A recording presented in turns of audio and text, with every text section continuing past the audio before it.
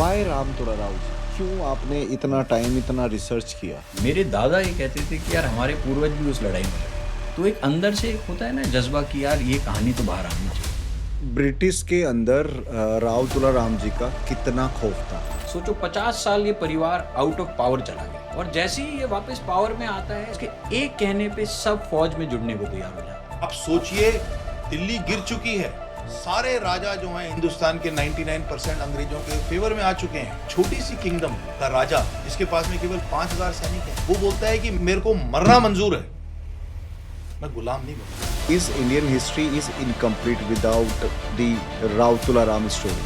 1857 का युद्ध तो बिल्कुल इनकम्प्लीट है इस आदमी की कहानी के वजह, क्योंकि एक व्यक्ति युद्ध लड़ता है, अपना पूरा किंगडम खोता है, फिर वो 3 स्टेटों से लेटर्स लिखवाता है, जयपुर, जोधपुर और बीकानेर, और उन लेटर्स को लेके वो हिंदुस्तान से बाहर जाता है। अब आप सोचो 1860 में वो एक शिप पे इंडिया से पर्जिया पहुंचता है। 1860 में और ये लेटर्स रशिया में पहुंचते हैं, वो रशियन आर्काइव्स में आज भी अवेलेबल हैं वो लेटर्स। क्योंकि वो देश को आज़ाद कराना चाहता है।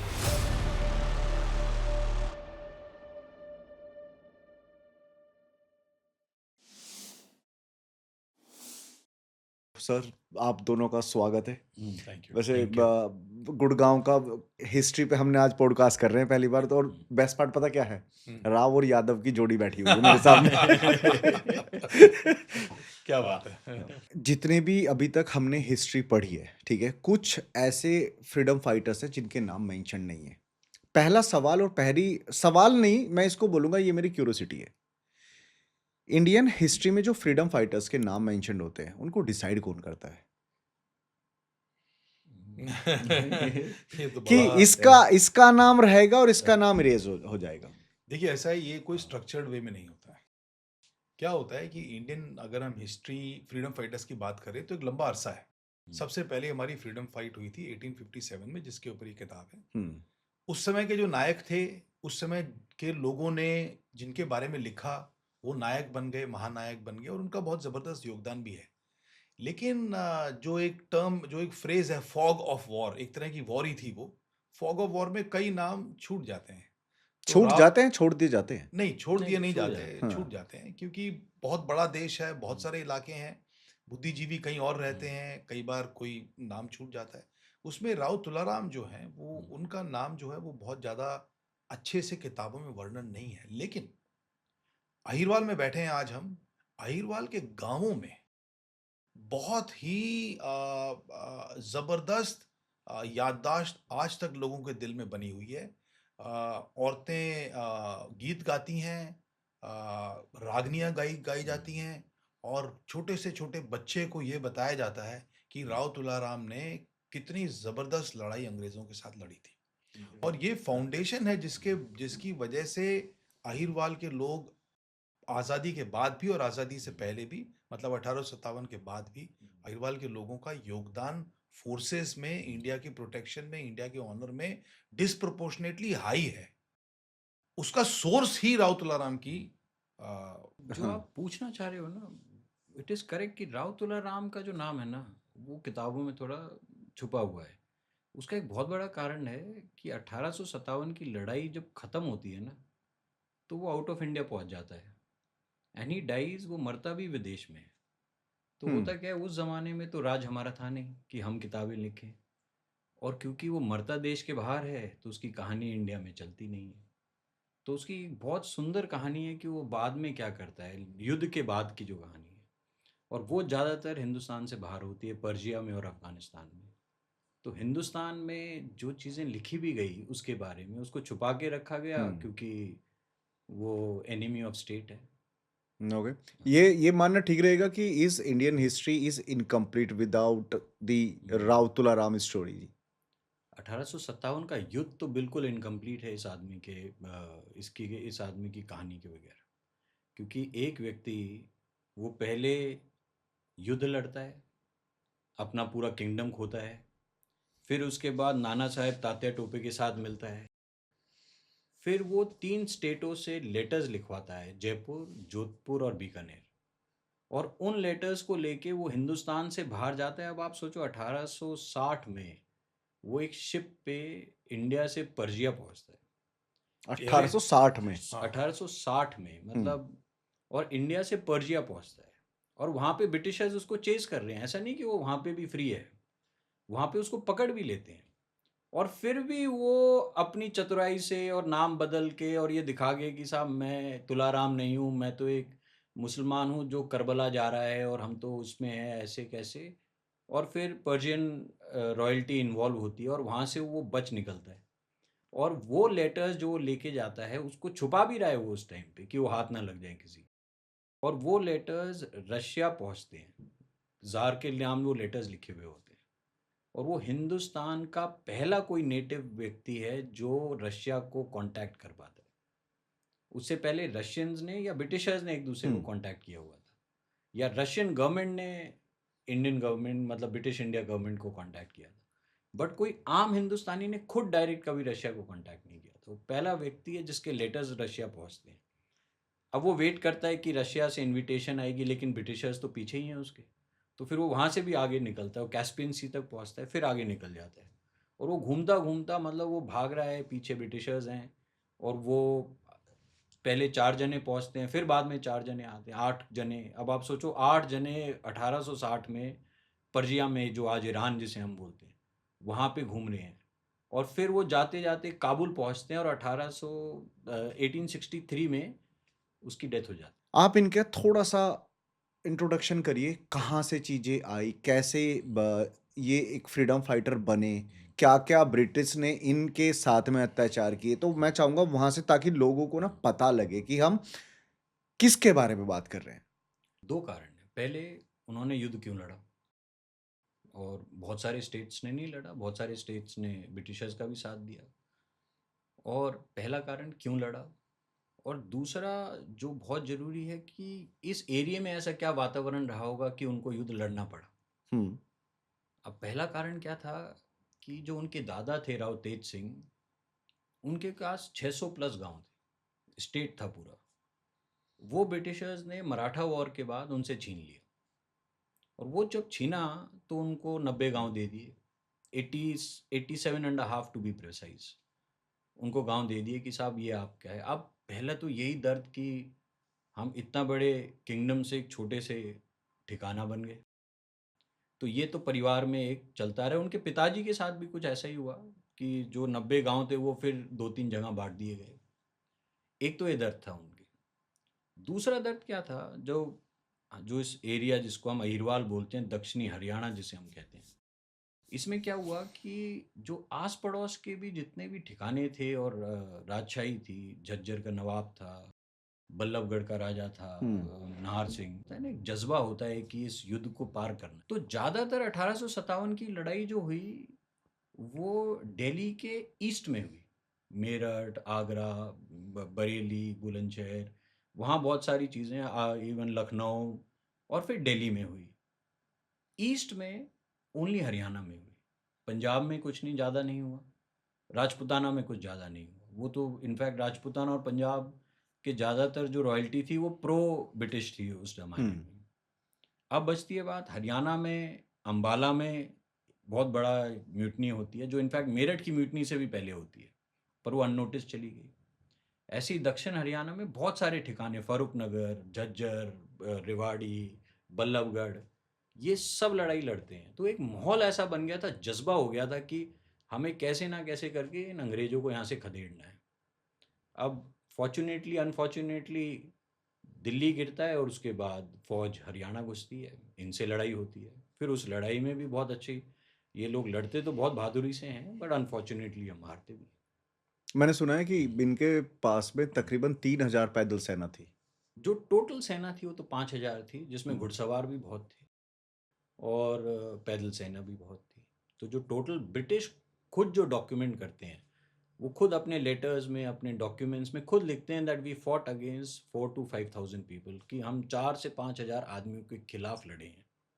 और ऐसा युद्ध है जो सुबह शुरू होता है और वो रात तक लड़ना पड़ता है नारनौल को जीतने के लिए। ब्रिटिश के अंदर राव तुलाराम जी का कितना खौफ था। राव तुलाराम फ्रीडम फाइटर से पहले एक राजा थे, और वो ऐसे कुछ उनका जो कंट्री था, जो किंगडम थी, वो ऐसी किंगडम थी जो 793 में एस्टैब्लिश हुई थी। 793 793 में। तो अगर आप देखेंगे तो बहुत सारी इंडियन किंगडम से ज़्यादा पुरानी वो किंगडम के राजा थे। लेकिन 793 से लेके 1857 तक देश को बहुत सारी फॉरेन पावर्स ने ऑक्यूपाई करने की कोशिश की। कि वो रेवोल्यूशनरी तो थे ही, फ्रीडम फाइटर तो थे ही, लेकिन सबसे पहले वो राजा थे। उनकी किंगडम को अंग्रेज़ों ने उनके फादर के छोटे भाइयों को मिसगाइड करके किंगडम को पहले 600 से 90 गांव किया, फिर 90 से 30 गांव कर दिया। उस स्टेज में राव तुलाराम राजा बने। 14 साल की उम्र थी। 14 साल में बच्चा क्या जानता है, राइट? एक छोटी सी किंगडम का राजा। लेकिन क्योंकि हिस्ट्री इतनी ज़बरदस्त थी तो उनको लगा कि भी आगे कुछ करना होगा। मदर ने उनकी हेल्प की। वो बहुत रीजेंट टाइप, ज्ञान कौर उनकी मदर का नाम था। उन्होंने उनको गाइड किया और धीरे धीरे करके वो अपनी किंगडम को सशक्त करते रहे। और जब तक 1857 की बात आई, आप विश्वास नहीं करेंगे परम जी, ऐसा है कि जो किंगडम का साइज भी बढ़ा, फिर मुगल्स ने उस किंगडम को एक्सपैंड भी कराया। और जितने भी साहूकार थे, रेवाड़ी शहर के, रेवाड़ी एक बहुत बड़ी रियासत होती थी उस समय, जो बिजनेस वाइज, अगर आप जैसा हमने एक्सप्लेन भी किया हुआ, रिसर्च भी किया हुआ है, business wise it was a very big centre. बहुत रिवाड़ी सारे रेवाड़ी, बहुत सारे हम्म बिजनेसमैन हम्म थे। बिजनेस बहुत था। कैटल फेयर होता था, ब्रास का काम होता था, कैनन की फाउंड्रीज थी, राइट? तरह तरह के चमड़े के काम थे, कपड़े के, मसलिन क्लोथ, जो बेस्ट क्वालिटी कॉटन क्लोथ वहां से ट्रेड होता था। तो ट्रेडिंग सेंटर और मैन्युफैक्चरिंग सेंटर रेवाड़ी बहुत बड़ा था, जो स्ट्रैटेजिकली राजपूताना और पंजाब के बीच में स्थिर था। इस वजह से उसकी बहुत ज़्यादा, उसके वहाँ पे बहुत ज़्यादा पैसे वाले लोग थे।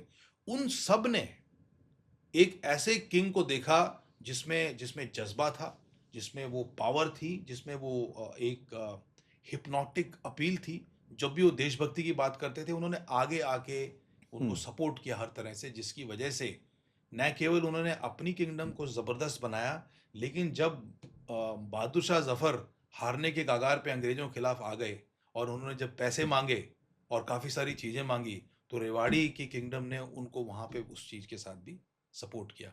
मधुर, बताइए क्या क्या दिया राव तुलाराम ने? देखो, पहली बात तो खुद बहादुर शाह जफ़र ने राव तुलाराम को उनकी जो पूरा स्टेट था ना, करीब करीब पूरा वापस दे दिया।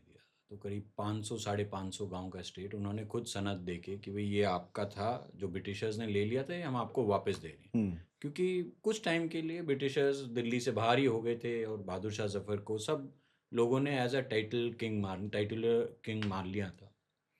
तो रेवाड़ी, शाहजहाँपुर जो ये नीमराना वाले रास्ते में आता है, एंड भोरा कला जो ये फरुख नगर के आगे, ये सारा एरिया उनको वापस सनद से वापस मिल गया, तो काबिज भी हो गए थे। अब आप सोचो, एक व्यक्ति जिनको अपने दादा हर के टाइम का स्टेट वापस मिल जाए, वो 2 महीने के अंदर फौज भी खड़ी कर देता है, पूरा एडमिनिस्ट्रेशन खड़ा कर देता है, टैक्सेशन सिस्टम लागू कर देता है। आस पड़ोस में जैसे मेवात में राइटिंग थी, आसपास और जगह डिस्टरबेंस था, उनको कंट्रोल भी वो कर लेता है। और इन सब चीज़ों में एक बख्त खान, एक बड़ा हिंदुस्तान का एक बहुत स्वतंत्रता सेनानी हुआ, जो पहले जनरल। बरेली में लड़ा। वो जनरल था फौज का, बहादुर शाह जफर के नीचे। वो बरेली में लड़के दिल्ली में आता है तो उसको जनरल बना देते हैं कि आज से तुम फौज के जनरल हो। तो अब उसको तो पता नहीं राव तुलाराम कौन है, क्योंकि वो तो अभी दिल्ली आया ही है बरेली से। लेकिन उसको भी लगता है कि हाँ यार, ये आदमी में दम है। तो वो इसका तुलाराम जी की वो प्रोपोगेट करता है कि इसको ये एरिया संभालने को दो। तुलाराम जी की ऐसी कौन सी 3 चीजें हैं जो हर एक सनातनी, हर एक हिंदू को पता होनी चाहिए? 2 चीज़ें तो जो मैंने रिसर्च करी और जो मुझे लगा बहुत आउटस्टैंडिंग है। पहली बात तो, वो बड़ा ना फोकस टाइप का आदमी था। उसको लगा कि मेरे फादर हर की भाइयों से नहीं बनती है, लेकिन हम एज अ जॉइंट फैमिली हैं जो हिंदू धर्म में आज चलता भी है। उसने सबसे पहले अपने भाइयों को वापस मनाया। सारे भाइयों ने उनको हाँ भरी कि आज से ये हमारा हेड ऑफ फैमिली है, जो हिंदू धर्म में एक बड़े भाई का एक दर्जा दिया जाता है कि भाई ये हेड ऑफ फैमिली है। दूसरा, अगर आमूमन आप देखोगे ना, हर कौम का, हर हिंदू कौम में जहाँ जहाँ राजा होता है ना, तो आम जन उसको राजा मानते हैं। इस पूरे अहीरवाल में सोचो 50 साल ये परिवार आउट ऑफ पावर चला गया। 1803 में या 1806 या 1807 में इनसे राजपाट छीन लिया जाता है और 1857 में वापस मिलता है। तो आप 50 साल आउट ऑफ पावर हो। लेकिन आम जन, जो जनता है ना गांव गांव में, वो इसको अभी भी राजा मान रही है, चाहे उसके पास राजपाट कम है। और जैसे ही ये वापस पावर में आता है, सब इसके संग मिलने को तैयार हैं, और इसके एक कहने पे सब फौज में जुड़ने को तैयार हो जाते हैं। यही एक असली राजा की पहचान होती है। और इनके खुद के डॉक्यूमेंट जो हमने इनके परिवार के निकाले, उनमें किस गांव से कौन व्यक्ति आया और किसने क्या मोर्चा संभाला, कौन सूबेदार था, कौन कप्तान था, कौन आर्टिलरी में था, कौन इन्फेंट्री में था, किसकी क्या पगार थी, वो पूरे डॉक्यूमेंट है इनके पास। तो हमने उनको पूरे को पढ़ा, उनको डॉक्यूमेंट किया, और हम हैरान हो गए कि यार इस बंदे ने 4 महीने में 5,000 की फौज खड़ी कर दी। और फौज भी ऐसी खड़ी करी। विलियम हडसन एक बहुत बड़ा मैवरिक होता है 1857 57 में, राइट। वो जब दिल्ली गिरती है ना, तो वो बहादुर शाह जफर के लड़कों को वही गोली मारता है जिसको खूनी दरवाजे में। तो जब वो फौज दिल्ली से जाती है हरियाणा की तरफ, उसमें एक वो भी होता है। तो वो खुद अपने लेटर में डॉक्यूमेंट करता है कि हम क्या नाम है ना, रेवाड़ी जा रहे हैं, क्योंकि यहाँ तुलाराम जब तक नहीं हारेगा ना, तब तक हम इस एरिया पे काबिज नहीं हो सकते। और जब वो वहाँ किले में घुसता है, बिकॉज तुलाराम तो किला छोड़ के पीछे हट जाता है, क्योंकि उन्हें लगता है नारनौल बेटर ग्राउंड है उनसे लड़ने के लिए। तो रेवाड़ी से वो 50 किलोमीटर पीछे आके काबिज होता है लड़ाई लड़ने के लिए। आमूमन ज़्यादातर लोग किलों से बाहर आके ही लड़ाई लड़ते हैं, क्योंकि किले में होते तो ये मारे जाते घेर के। तो जब वो किले के अंदर जाता है ना, तो वो अपनी खुद की डायरी में अपने घर लेटर लिखता है कि मैंने ऐसी प्रिपरेशन देखी नहीं थी, और जितनी प्रिपरेशन करके ये बैठा था ना, अगर हम हार जाते तो ये पटियाला और नाभा जैसे बड़ा राज बना चुका होता है। तो मेरा अगला सवाल ना आपसे यही था कि जितना भी हमारा इंडियन कल्चर की जो वॉर हिस्ट्री है, ठीक है, वो आज तक भी हम उतना नहीं मानते, फॉरेन कल्चर वाले बहुत फॉलो करते हैं इस चीज़ को, ठीक है।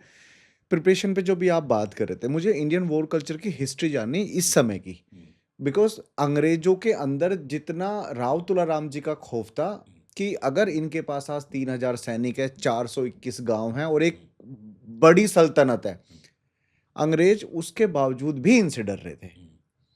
तो मुझे वही वॉर की कुछ ऐसे किस्से जो आपको लगता है कि ये हर एक ऑडियंस तक पहुंचने चाहिए। देखिए, सबसे पहले तो जो आपकी बात है कि वॉर हिस्ट्री क्यों हमारी इतनी ज़्यादा हमको पता नहीं है और क्यों छुपाई गई है, तो मैं इसको बड़ा सिंप्लीफाई कर देता हूँ एज ए हिस्टोरियन। तो जो इंडियन कल्चर है, उसमें हमने कभी भी किसी भी किंगडम की बहुत ज़्यादा रिटर्न अकाउंट्स रखे नहीं है। हम लोग ओरल हिस्ट्री में विश्वास रखते हैं। ये हमारी सोसाइटी सिविलाइजेशनल की रियलिटी है। अंग्रेज हर चीज़ को लिखते हैं, हम हर चीज़ को बोलते हैं। ये आज भी प्रचलित है। हमको विजुअल मीडियम ज़्यादा पसंद है। किताबें जैसे आज की डेट में भी विजुअल मीडियम के हिसाब से बहुत कम बिकती हैं, क्योंकि लोग पढ़ते लिखते कम हैं, लोग देखना ज़्यादा पसंद करते हैं। इसीलिए हमारे फोक सॉन्ग्स बड़े प्रसिद्ध हैं, हमारे फोक प्लेज बड़े प्रसिद्ध हैं। इसीलिए गाँव में गीत गाए जाते हैं, रागनियाँ गाई जाती हैं। हर इलाके के हिसाब से ओरल हिस्ट्री ट्रेडिशन है, जिसमें हिस्ट्री प्रिजर्व की जाती है। अच्छी बात है, लेकिन इसमें डिसएडवांटेज ये होता है कि जब ओरल हिस्ट्री प्रिजर्व की जाती है, तो वो जनरेशन टू जनरेशन वो बदलती रहती है। लेकिन यहाँ पे मैं आप राव तुलाराम के विजन की बात करूंगा। जब ये सिचुएशन ऐसी खराब होनी शुरू हुई, तो उन्होंने उनके कोर्ट में एक बख्शी थे जिनका नाम था राव मानसिंह। उन्होंने राव मानसिंह को बोला, जो 22-23 साल के थे उस समय, उनको बोला कि आप एक काम करो, जो जो चीजें हो रही हैं इनको आप लिखना शुरू करो। तो उस समय जो भाषा थी वो उर्दू थी, उर्दू एंड पर्शियन, फारसी जिसको बोलते थे। तो राव मानसिंह जो हैं, वो ना केवल इस बैटल की प्रिपरेशन, बट उससे पहले का जो भी कम्युनिकेशन मुगल बादशाहों के साथ होता है, अंग्रेजों के साथ होता है, राजपूताना के किंग्स के साथ में होता है, उसके बाद बैटल के बाद अगले 6 साल का पीरियड वो लिख देते हैं किताब में, जो करीबन 400 पेज की एक उर्दू की किताब है, जो 1898 में पब्लिश की जाती है, लेकिन केवल 10 कॉपी। क्योंकि तब तक राव तुलाराम का खौफ अंग्रेजों के दिल में दिमाग में इतना ज़्यादा हो चुका होता है। हालांकि वो तो 1863 में एक्सपायर हो जाते हैं, लेकिन उनको लगता है कि इस आदमी की हिस्ट्री हिंदुस्तान में सबको पता नहीं चलनी चाहिए।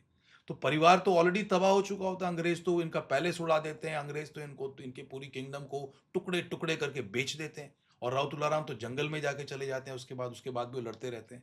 तो जब पूरी किंगडम डिस्ट्रॉय हो जाती है, तो जो थोड़े बहुत लोग बचे हुए हैं, जिनके पास थोड़ी लैंड बची हुई है, वो सोचते हैं यार ये किताब भी अगर अंग्रेज़ों को मिल जाएगी, तो और हमारी कम्युनिटी के लिए प्रॉब्लम हो जाएगी। तो वो उसको छुपा के अपने पास में रखते हैं। और परम हुँ, कमाल की बात बताऊँ तो उस किताब का इंग्लिश ट्रांसलेशन पहली बार in the history of India हमने अपने रिसर्च के टाइम में किया है। यहाँ पे सबसे इंटरेस्टिंग बात ये आती है कि जब पिछले साल अप्रैल में मैं और मधुर यूनाइटेड किंगडम गए, लंदन में गए और हमने वहाँ पे तकरीबन जब 12-13 दिन स्पेंड किए, उसके बाद रिसर्च में विदेश हम कई जगह गए। हुँ।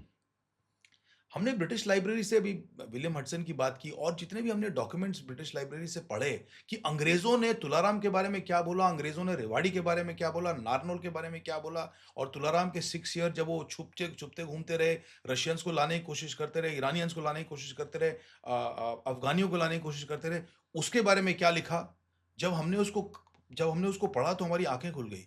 उसके बाद हमको लगा कि क्या हम इसको अभीर कुलदीपिका, उस जो राव मान सिंह ने हुँ, किताब लिखी हुँ। थी उसका नाम था अभीर कुलदीपिका, उससे कंपेयर कर सकते हैं। लेकिन वो थी उर्दू में। हम यहाँ से गए जामिया, हमने एक अच्छे ट्रांसलेटर को पकड़ा और उन्होंने काफ़ी समय लगाया क्योंकि उर्दू भी ओल्ड उर्दू है।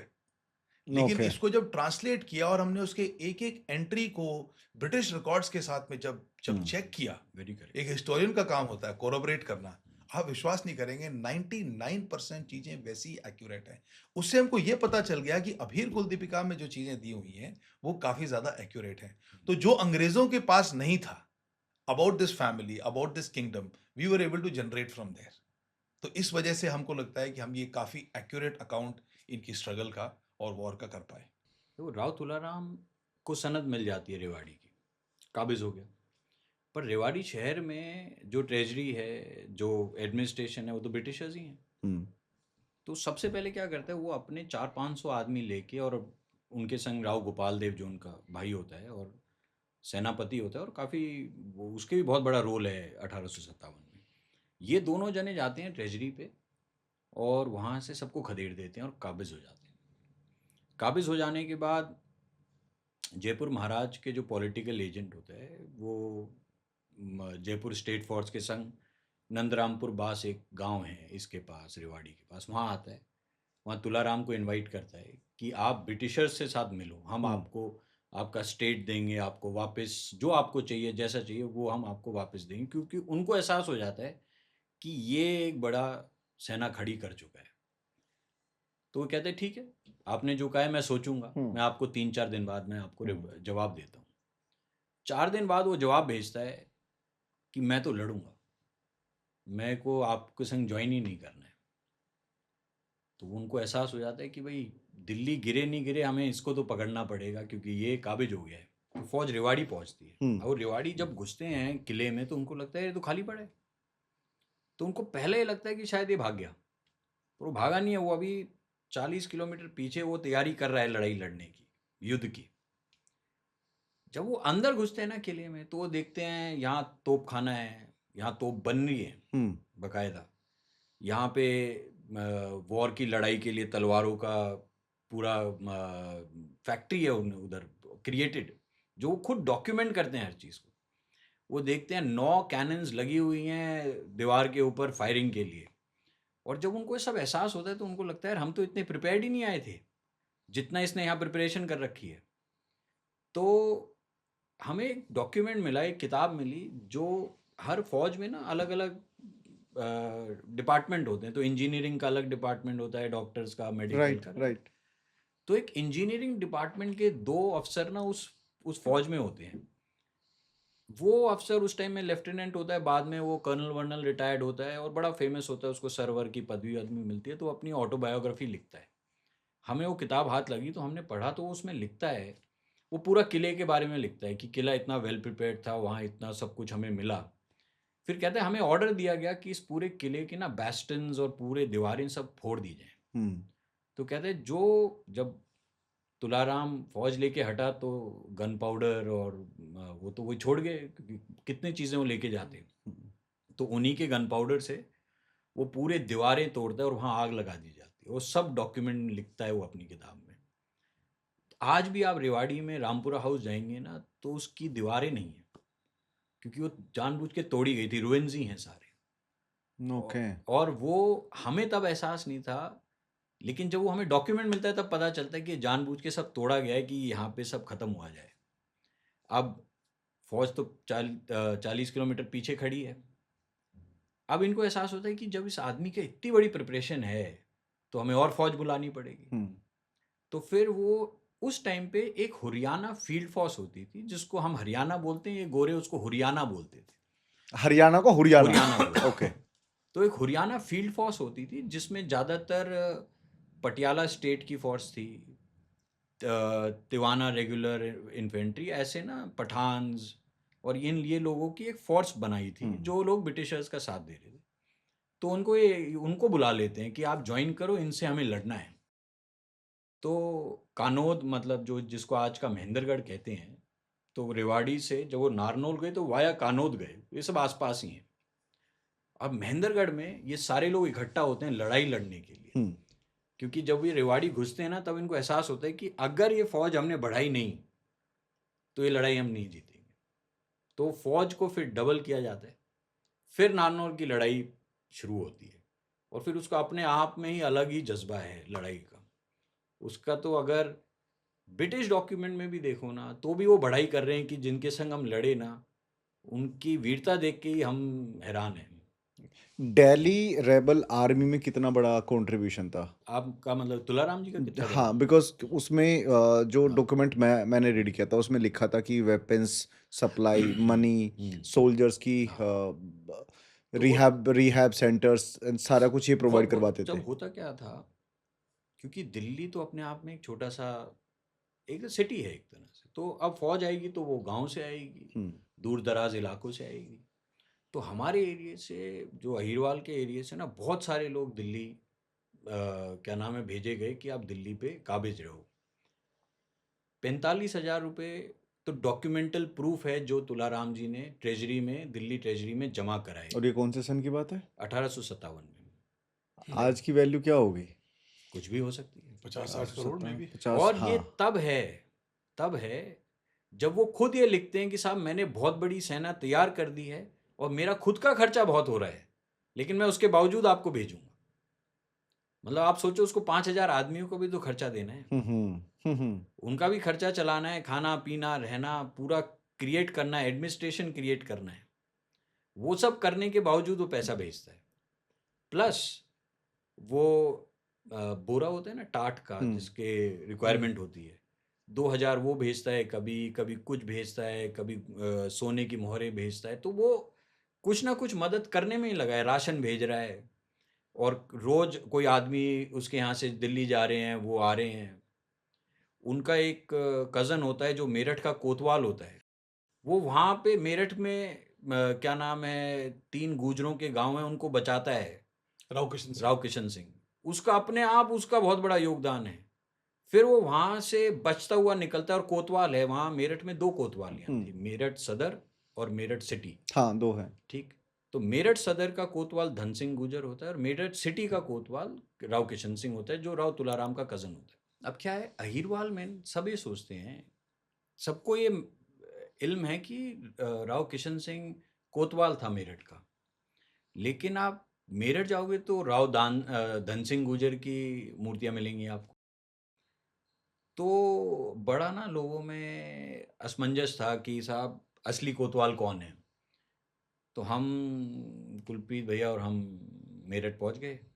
मेरठ पहुंचे तो हमें पता चला यहाँ तो 2 कोतवाली हैं, एक सिटी अलग है और सदर अलग है। ये इन सच्चाई बताऊं, आमूमन शहरों में नहीं है।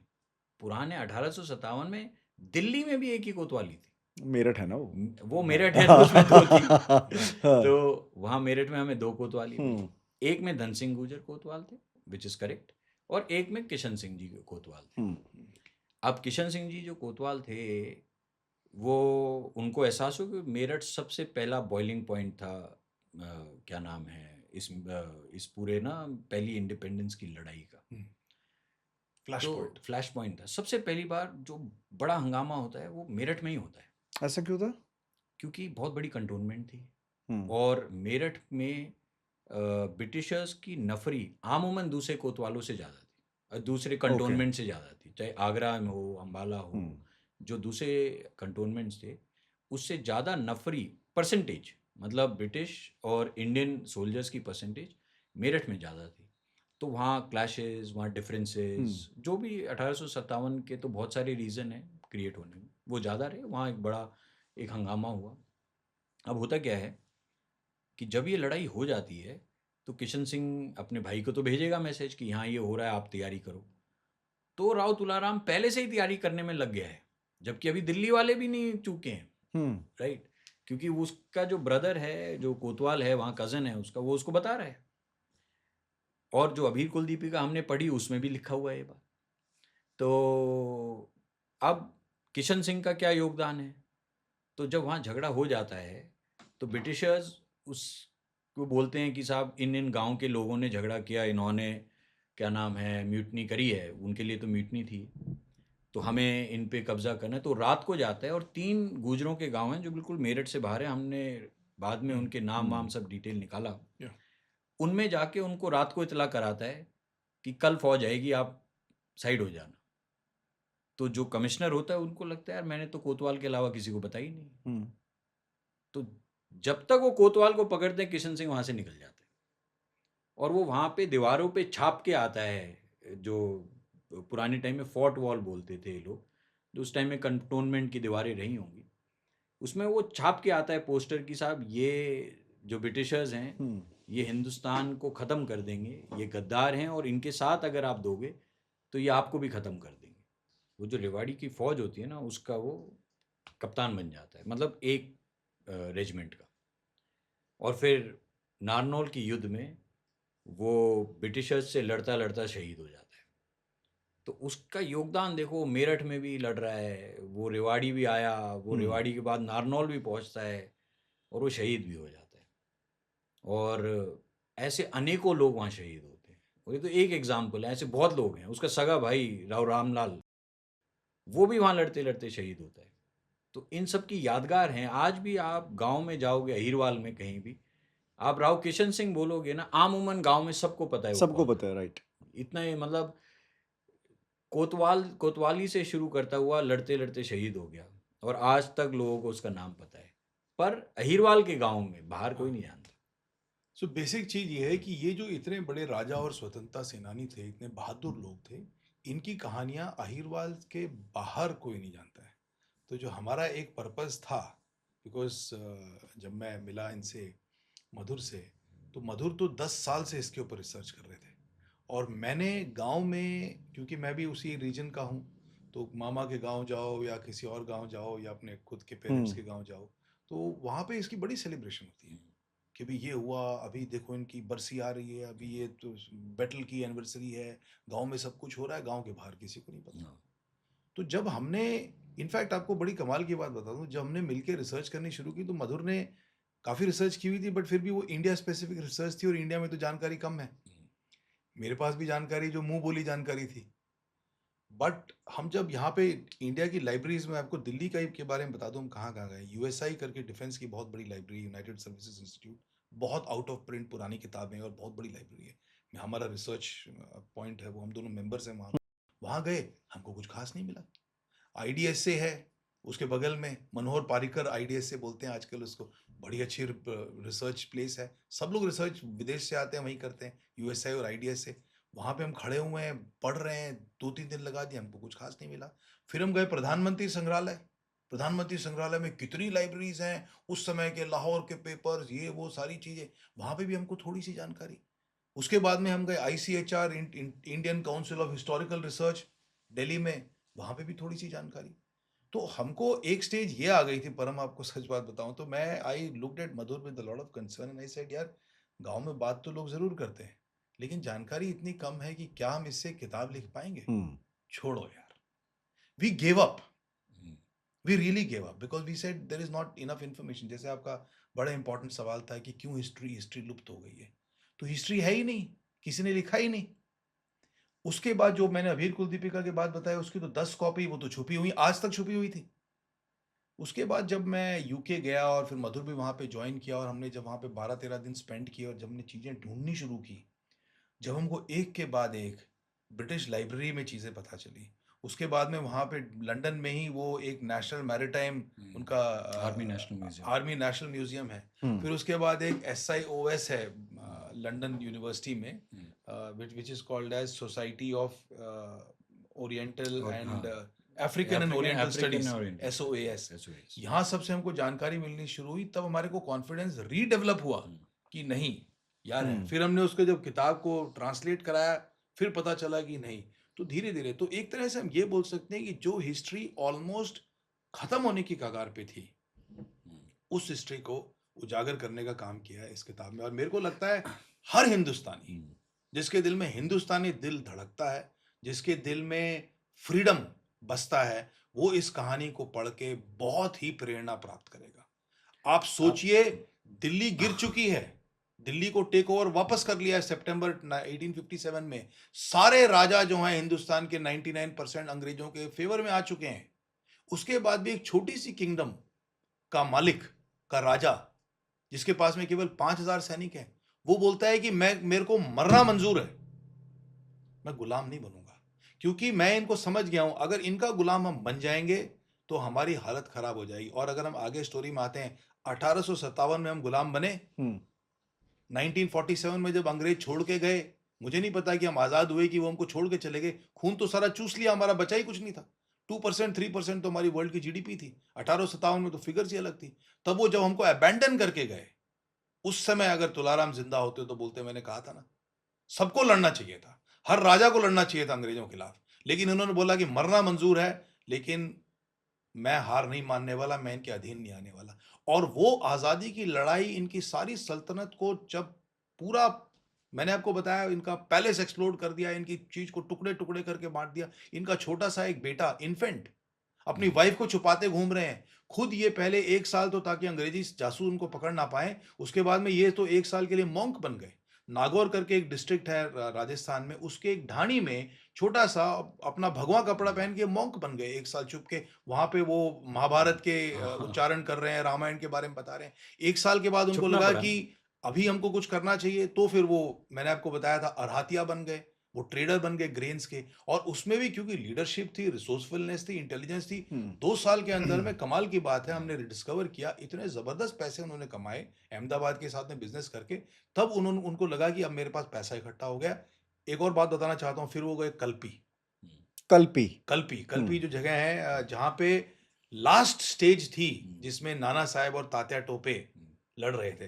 वो पैसे कमाने के बाद नहीं कि वो जो भगवा कपड़े पहने थे, वॉर के कुछ महीने बाद ही वो कल्पी जाके इनसे मिलकर आए।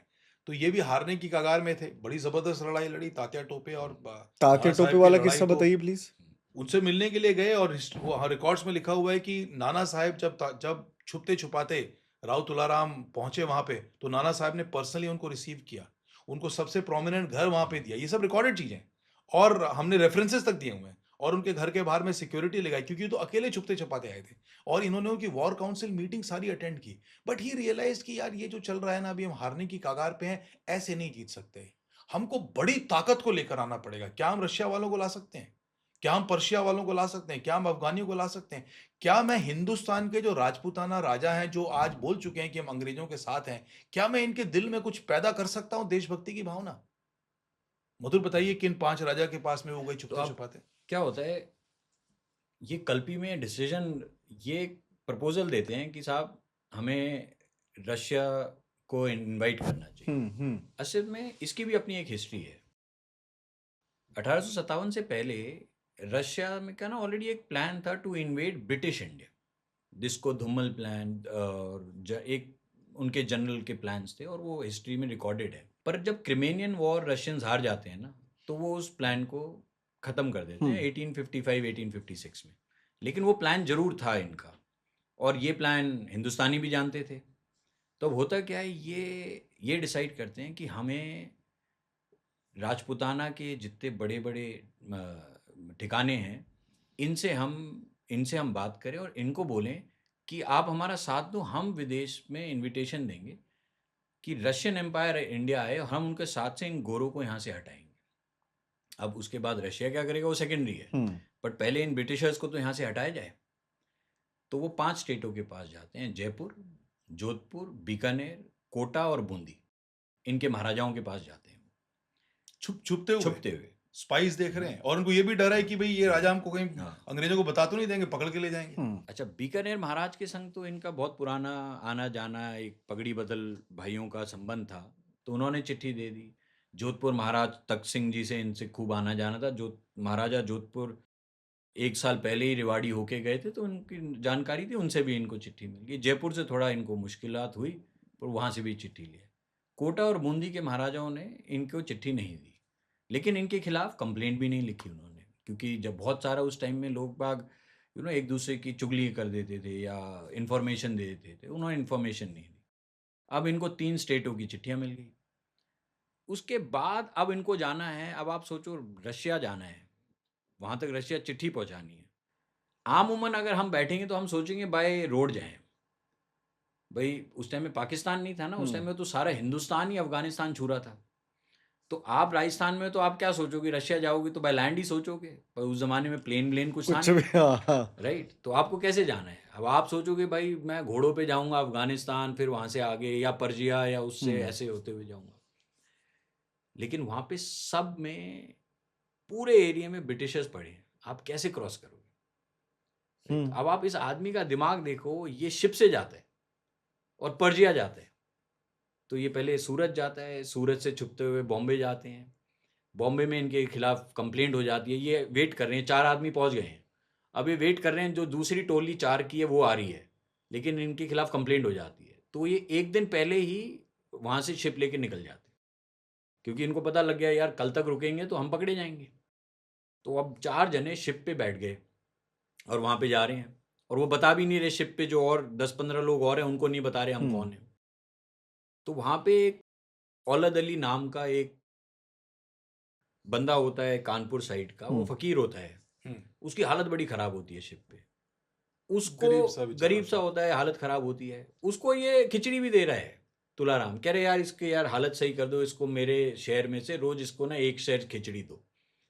जब वो बुशहर पहुंचते हैं 26 दिन बाद, तो उसकी हालत तंदुरुस्त हो जाती है, लेकिन वो ही जाके वहां पे तुलाराम के खिलाफ कंप्लेंट लिख रहा है कि साहब ये कोई राजा है जो आपके खिलाफ लड़ा है और इसको आपको पकड़ना चाहिए, क्योंकि उसको उसका मेहनताना मिलेगा खबर का।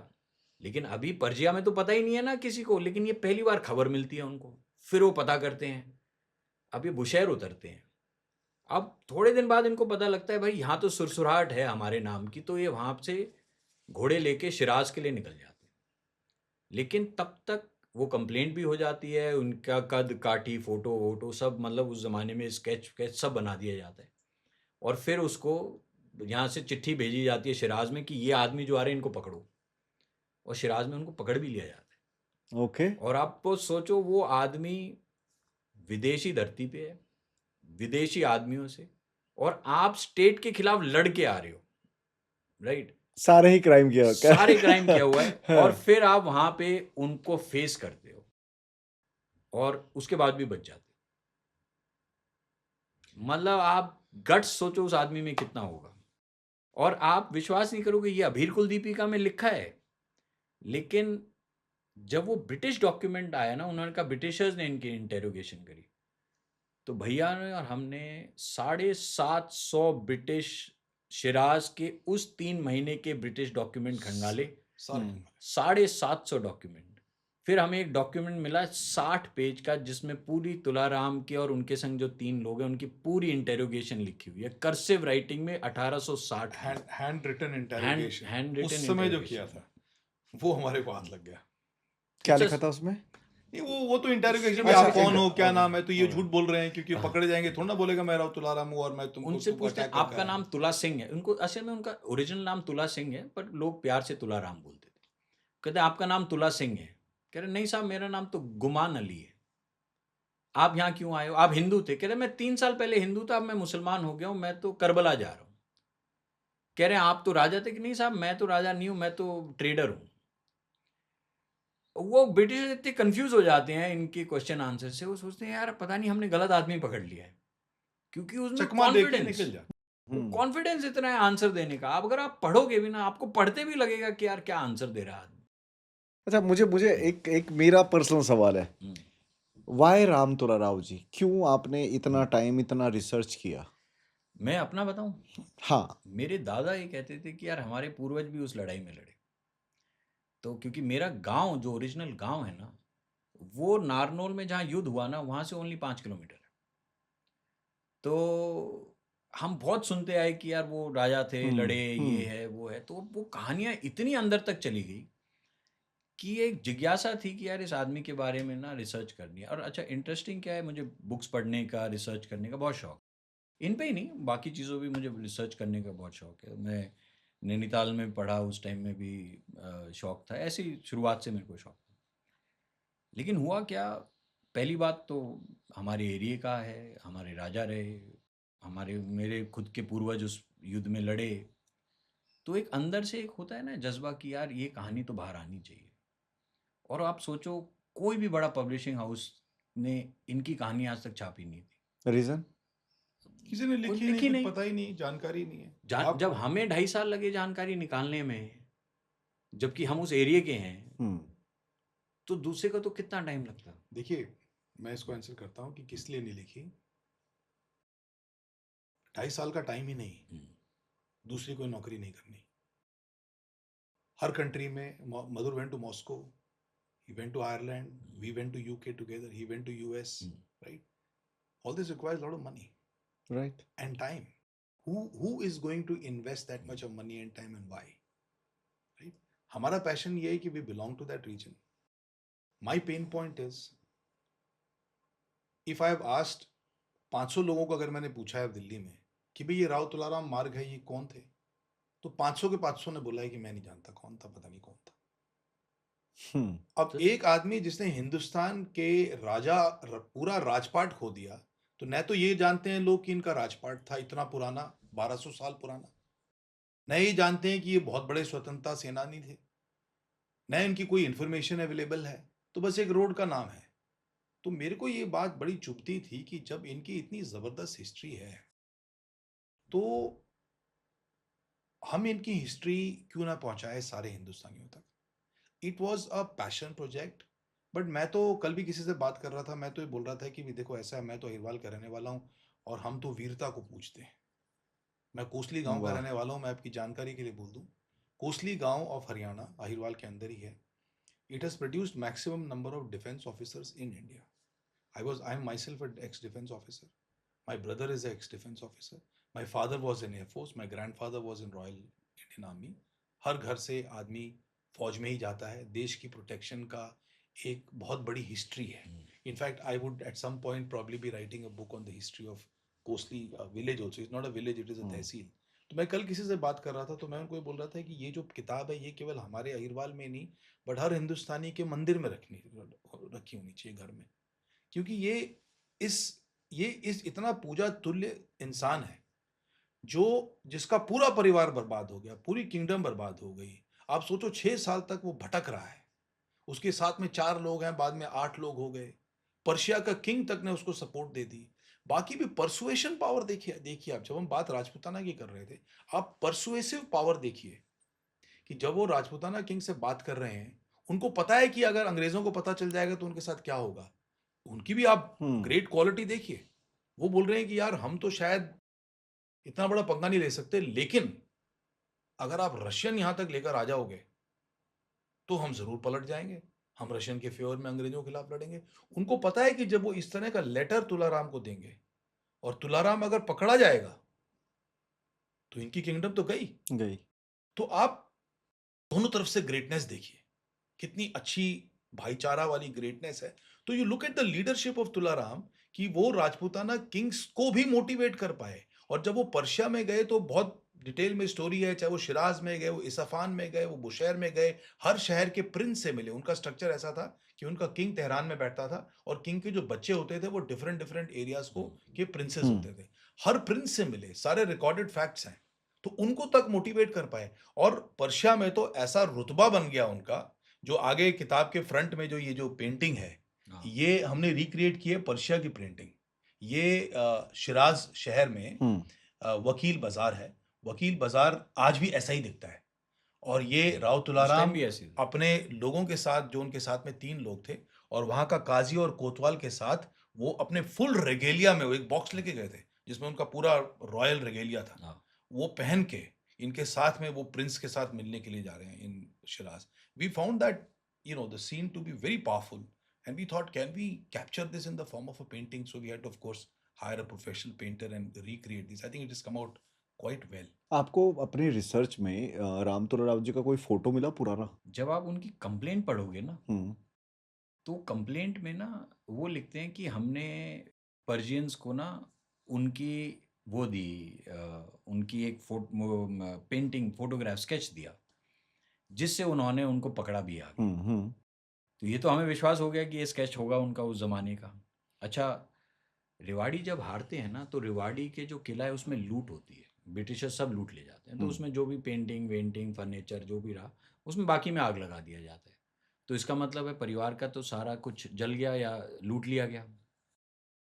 अब उसी में वहाँ पे ना साफ-साफ वो लिखते हैं कि उसकी कद-काठी कैसी थी, दाढ़ी कैसी थी, मतलब पूरा डिस्क्रिप्शन है तुलाराम जी का उस कंप्लेंट में। तो हमें लगा कि ये करेक्ट है। अब तुलाराम जी की एक ओरिजिनल एक फ़ोटोग्राफ है जो पूरे अहीरवाल में बहुत सालों से चलती आ रही। वो है कि जब ये लड़ाई हार चुके थे, उसके बाद जो क परिवार ने क्योंकि बहुत सारे लोग उस ज़माने में जानते थे वो कैसे दिखते थे, तो परिवार ने एक पेंटिंग उनकी कमीशन करी और वो पेंटिंग उस टाइम से चलती आ रही है पूरे अहीरवाल में, एक ही पेंटिंग है ऐसी उनकी। तो हमें वो ऑब्वियसली मिल ही गई थी क्योंकि हम खुद ही अहीरवाल से हैं और हम जानते भी। कैसे पोर्ट्रे करना चाहोगे उनकी इमेज को, लाइक फिजिकल वाइज आप? फिजिकल हाँ, वाइज की बात करें तो हाँ, जो उनकी पेंटिंग जो प्रचलित है ना, उसमें उन्होंने मारवाड़ी हाँ, वाली पगड़ी टोपी पहनी हुई पगड़ी है। पहनी हुई है. उसका हम्म कारण ये था कि उस समय वो छुपे हाँ, हुए थे. उनकी हाइट जो है आप पा बताइए उसमें. वो उनकी क्या है हाइट 5 फुट 8 इंच थी हम्म और बाकायदा उसमें उसमें लिखा है कि वो चौड़ी छाती थी और बड़ा स्टाउट बंदा था, मतलब एकदम thick tough set, thick set था, बड़ा टफ मोटा बंदा नहीं था। बट हाँ, स्ट्रॉन्ग, ठोस. स्ट्रॉन्ग सेट था और ये अंग्रेजों का रिकॉर्ड है. अंग्रेजों के रिकॉर्ड। और इनफैक्ट आप उनका इंटेरोगेशन में भी पढ़ोगे ना, उसमें भी कई जगह ऐसे रेफरेंसेस हैं कि यार आदमी बिल्कुल सॉलिड था, इसीलिए इतना कुछ करने में आपको हिम्मत चाहिए ना, बिल्ट भी चाहिए बिल्कुल आपको ना, सही, इतना राइट। आसान नहीं है आप कुछ भी कर जाओ। तो जब हमने उनकी पेंटिंग बनाई ना, अच्छा इस परिवार के पास ना उनकी तलवारें, खंजर, उनके टाइम के लॉकेट, उनके टाइम के कपड़े सब रखे हुए हैं आज भी संभाल के। तो हमने उन सब चीज़ों को लिया, उनका जो उस ज़माने का दरबार था, जो आज भी रेवाड़ी के अंदर है, रामपुरा हाउस में, हमने वो लिया और उसको फिर एक पेंटिंग बनाई। एग्ज़ैक्टली कि वो कैसा दिखेगा जब यंग होगा, क्योंकि जब वो 25 साल में, वो तो 14 साल में राजा बन गया था और 32 साल में लड़ाई लड़ ली थी और 38 साल में डेथ हो गई थी। तो जो 25-30 साल का रहा होगा तो क्या उसका रूप रहा होगा। अब क्योंकि तभी वो शाही पगड़ी पहनेगा ना, 32 साल के बाद तो वो हाइडिंग में है। तो हमने उस हिसाब से भी उनकी पेंटिंग बनवाई और उनके पूरे परिवार को लगा कि हाँ भाई यार ये बिल्कुल सही है। तो बहुत जैसे, ज़बरदस्त। हाँ, जैसे पेंटिंग के लिए हमने पेंटिंग उनकी कैसे रिक्रिएट की जब वो 25 साल के होंगे. एक तो जो उनका साफा है, उनकी तलवार है जो रियल में है, उनकी खंजर, ये सारी चीज़ रियल में, उनकी ड्रेस है, और बैकग्राउंड जो है वो रामपुरा हाउस का जो जो उनका दरबार है, उस दरबार का बैकग्राउंड लेके और हमने वो पेंटिंग क्रिएट की. तो वो पेंटिंग इनफैक्ट इस बुक के पीछे में वो ही used to look something similar to this. ये हमने क्रिएट किया है. और फिर उसके बाद अगर मैं आपको बीच में दिखाऊं कि वो उनकी जो बाद में जब वो जो पेंटिंग प्रचलित है, हाँ, वो ये है ये कि हर वो जगह मिलेगी आपको। ये हर मारवाड़ी जगह, टोपी. हाँ, ये वाली तो मैंने देखी है। ये क्योंकि बहुत जगह मिलेगी। क्योंकि क्या है ना, अंग्रेज पीछे पड़े हुए थे. हम्म अब उनको मारवाड़ी टोपी ही पहननी थी, क्योंकि अगर वो अपनी अपनी रॉयल टोपी पहनते तो पकड़े जाते. तो वो ट्रेडर बन के ये वाली टोपी पहन के वो छुपे हुए थे पूरे, कहीं पे भी अहमदाबाद जाते थे, बॉम्बे जाते थे. तो ये वाली एक पेंटिंग है और ये उनकी यंग वाली पेंटिंग है. ये शिराज वाली पेंटिंग जो हमने रिक्रिएट की है, जो यहाँ पे भी है. तो ये आपने इसमें जो डाला हुआ है बुक का title, the battle of Narnaul, तो नारनौल क्यों डाला, रिवाड़ी क्यों नहीं मेंशन किया आपने इसमें? ये क्या है, रेवाड़ी तो उनका गढ़ है, उनका किला है जहाँ पे वो बेसिकली काबिज थे, वो शहर है। लेकिन जैसे ना चित्तौड़ का किला है लेकिन लड़ाई हुई हल्दी घाटी में, ऐसे रेवाड़ी का किला है या रेवाड़ी का गढ़ है पर लड़ाई हुई नारनौल में, Narnaul, okay okay. Right. Narnaul से बाहर एक गांव है नसीबपुर, थोड़ा सा बाहर। अब उस युद्ध में क्या होता है नसीबपुर से लड़ाई शुरू होती है। तो आज भी आप कहीं भी अहिरवाल में जाएंगे या हरियाणा में जाएंगे तो नसीबपुर का युद्ध बहुत फेमस है, सब जानते हैं नसीबपुर का युद्ध, हम्म। तुलाराम जी ब्रिटिशर्स से लड़े। लेकिन जब आप आर्काइव ढूंढेंगे ना, और हमारी ये एक प्रॉब्लम भी बनी, हम भी नसीबपुर का युद्ध ढूंढ रहे थे, लेकिन जब आप आर्काइव ढूंढेंगे और ब्रिटिश डॉक्यूमेंट ढूंढेंगे ना, उसमें ये बैटल ऑफ नारनौल है। और ओके। उसके सारे, क्योंकि 8 रेजिमेंट आई तो रेजिमेंटल रिकॉर्ड बने, उसमें 50 गोरे क्या नाम है ऑफिसर्स आए तो उन्होंने अपनी चिट्ठियां या डिटेल लिखी, उन्होंने भी नारनौल लिखा। क्योंकि लड़ाई शुरू होती है नसीबपुर पे, लेकिन वो लड़ते लड़ते नारनौल शहर में आके खत्म होती है, जहाँ एक सराय था, हम्म। जहाँ पे हिंदुस्तानी सेना काबिज थी। तो वहाँ पे जब नारनौल गिरता है तब उसके बाद सारी चीज़ें लिखी गई। इसीलिए उसको हमने भी सोचा कि भाई फ्यूचर में कोई रिसर्च करेगा तो उसको दिक्कत ना आए, तो ये बैटल ऑफ नारनौल कहलानी चाहिए। ओके। और डेथ को लेके बहुत सारे मिसकंसेप्शंस हैं। तो ऐसा है कि जब तुलाराम नारनौल की सराय में थे, जैसा हमने पहले भी जिक्र किया कि उनके पास 5000 सैनिक थे। 5000 सैनिकों में अहिरवाल की उनकी आर्मी थी, उनके किंगडम की। लेकिन आम आदमी सोचेगा कि शायद सारे अहिरवाल के सोल्जर्स थे, ऐसा नहीं है। कुछ मुस्लिम सोल्जर्स भी थे नेबरिंग किंगडम्स के, जो उनके साथ में सपोर्ट में आ गए थे। कुछ शेखावटी के राजपूत भी थे जो उनकी आर्मी में भर्ती हो गए थे। एक जोधपुर लीजन करके बात बार बार आती है कि जोधपुर में एक आर्मी की कैंटोनमेंट थी माउंट आबू में। वो लोग भी रिवोल्ट करके दिल्ली की तरफ जा रहे थे। वो लोग जोधपुर के नहीं थे, वो लोग पूर्बिया थे। 1857 से पहले जितने भी ब्रिटिश आर्मी में लोग काम करते थे वो पूर्बीय होते थे। हाँ, पूर्वी बोले वो जाता है। वो यूपी और बिहार के थे। बिहार के, राइट। यूपी और बिहार के लोग ही 1857 तक ब्रिटिश आर्मी में काम करते थे। हम्म। तो ऐसे 800-900 लोग माउंट आबू में पोस्टेड थे। उन्होंने रिवोल्ट किया अंग्रेजों के खिलाफ, सब जगह रिवोल्ट हो रहे थे। और उन्होंने सोचा कि दिल्ली में जाके वो बहादुर शाह जफर को सपोर्ट करेंगे। लेकिन इससे पहले वो दिल्ली पहुंचते बहादुर शाह जफर सितंबर में हार चुके थे, अंग्रेजों ने रिकैप्चर कर लिया था। तो दे गॉट डिसओरिएंटेड, अब क्या करें। उनको पता चला कि राव तुलाराम अभी भी लड़ रहे हैं, तो वो जाके राव तुलाराम की आर्मी में भर्ती हो जाते हैं। इसीलिए उनकी 4000 की आर्मी उस समय 5000 की आर्मी हो जाती है, 5000 से ज्यादा की हो जाती है। तो वो एक सराय में थे और वो वेट कर रहे थे कि अंग्रेज अब अटैक करने के लिए आ रहे हैं। उनकी इंफॉर्मेशन उनको मिल चुकी थी। अंग्रेज थे 3500। उनको लीड कर रहे थे एक ऑफिसर थे जिनका नाम था, जो बड़े मेरिटोरियस ऑफिसर थे, उनका नाम था कर्नल जॉन ग्रांट जेरार्ड। तो कर्नल जॉन ग्रांट जेरार्ड और उनके साथ में बहुत सारी और रेजिमेंट्स थी जिनको अंग्रेज ऑफिसर्स लीड कर रहे थे, और उनमें बहुत सारे उनके हिंदुस्तानी सिपाही भी थे। वो लड़ने के लिए आते हैं नारनौल, और वो आके सुबह 10:30 बजे पहुंचते हैं नारनौल के बाहर नसीबपुर में। और नसीबपुर में एक झोड़ है जिसको एक पॉन्ड बोलते हैं, वहां पे एक थोड़ा सा जंगल टाइप का एरिया था, वहां पे एक छोटा सा गांव था और नारनौल आगे था। तो वो सोचते हैं थोड़ा रेस्ट करेंगे फिर जाके इनको अटैक करेंगे।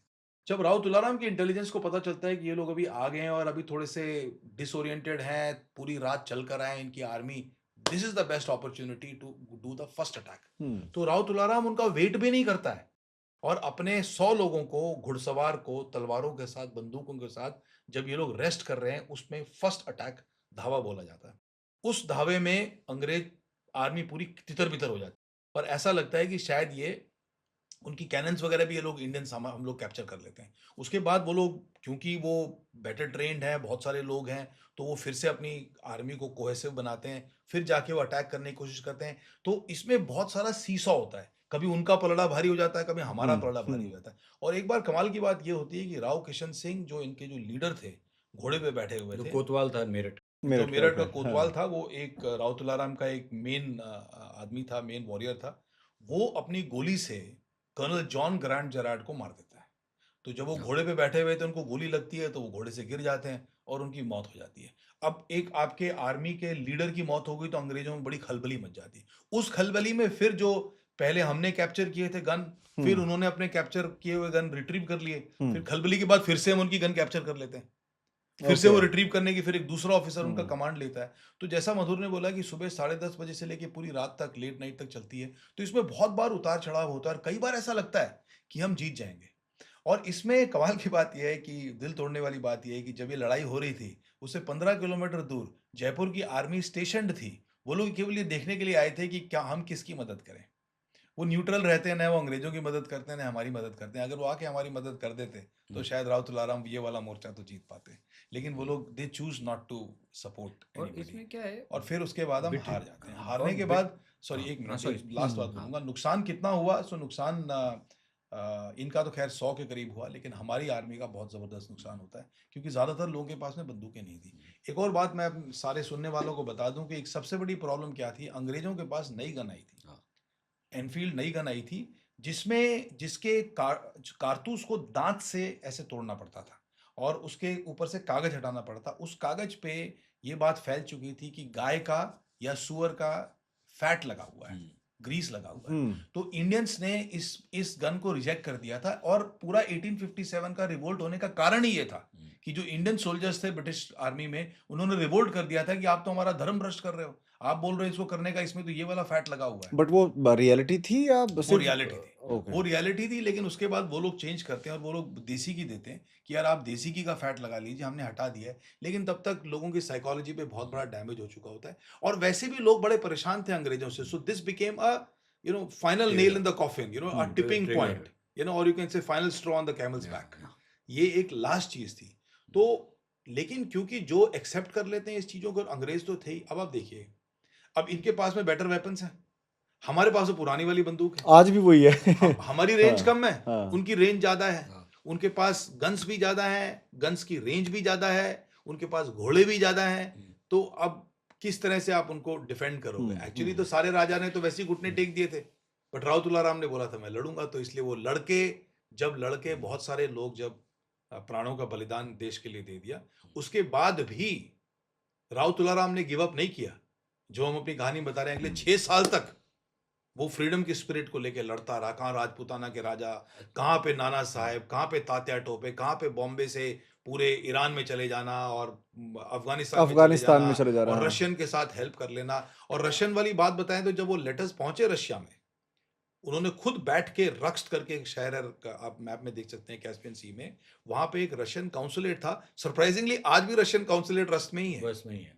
और वहां पे 1860 which date was that? 1860 5 दिसंबर 5 दिसंबर 1860 को ठंड में, जब राव तुलाराम अपनी 1860 मतलब सोच लो 3 साल से ज्यादा हो चुके हैं, जब वहां पहुंचते हैं और रशियन काउंसिल से मिलते हैं, तो अपने हाथ से बैठ के वो लेटर लिखते हैं कि मेरी रेवाड़ी किंगडम के सारे सैनिक अभी भी जंगलों में छुपे हुए हैं, आप आइए, रेवाड़ी आपकी हेल्प करेगा।